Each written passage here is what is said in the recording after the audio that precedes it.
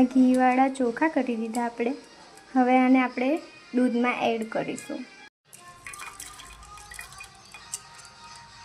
Sugar add કરીશું, જે પ્રમાણે જરૂર પડે એટલી.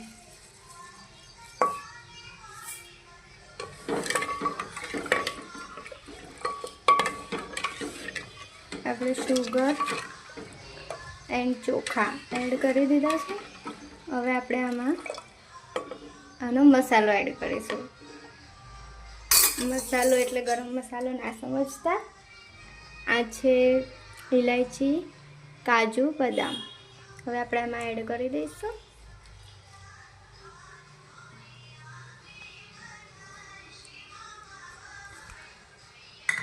ઓકે, હવે મિક્સ કરીશું.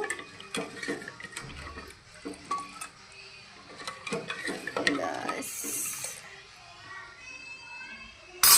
હવે આને થોડો ઉભરો આવી જાય એટલે આપણે આનું કુકર બંધ કરી દઈશું. આજે આપણી ખીર અને ગરમા ગરમ પૂરી.